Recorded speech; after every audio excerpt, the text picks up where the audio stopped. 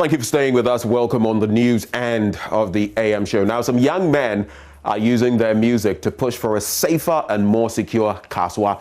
One of the traditional leaders in the area, Nisaka Udupong III, wants the police to intensify their routine checks at the Buduburam refugee camp, which he says has become a hideout for criminals. Maxwell Agbagba has more in our series of stories highlighting the security challenges in Kasoa. Isaac Adolfo Somoa, also known as Boy Dope, is a resident of Kasoa and a member of the group. He says he's terrified by the alarming crime rate. We get scared because, we ride in cars often and our music is on TV now. Most stations are playing it and some people identify us when we go outside as musicians or upcoming musicians, so to say. So at least at times we get scared, very scared. But then we have Operation Come Life running around every time here, so at least it's better, but I think there should be more security here. These young men are not the only people worried about the situation in Kasoa. A traditional leader there, Nisaka Udupong III, is equally concerned. He wants the refugee camp near Kasoa to be demolished. The refugee camp, that place, the camp, this is the time the camp should be dissolved. This is the time. I cannot take the law into my own hand and do what I like. But we decided to petition the security agencies. If they fail to honor what we want them to do, then we will take the law into our own hand and go there with our Safo people and demolish the refugee camp. But the police also, at times they used to overcome the police. And there is no enough men there to help to fight the crime there. A time will come. But recently, there are some armed robbery cases that happened there, murder cases, a whole lot, which I cannot mention all of them. In 2019, the then Central Regional Minister Kwamina Duncan said the refugee camp has now become, quote, an incubator for criminals.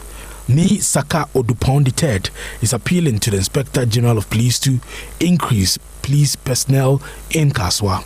I'm appealing to my good friend, that is the IGP, James Opobueno, to increase more men there. And them too, they shouldn't look to the politicians, because to calm all these things down, the police, they have to hold their duties, what they have been charged for. They have to do it. They shouldn't fear any politician. Then increase the men there. That will solve the problem. But if the police also, they are afraid of the politician because they know that if I say something now, today then they'll transfer me to a remote village. So they also keep quiet and be looking at them. That is what is happening. So I'm appealing to IGP and then the CID.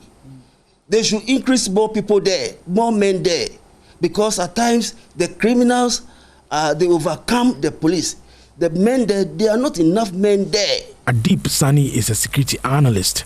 He has experienced the insecurity situation in Kasoa and wants authorities to take action. Well, I have a personal experience.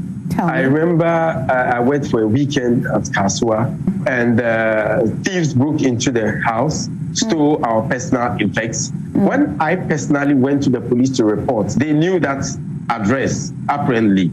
Oh, Alaji Pio Honum will be coming. To date, no police officer has come there.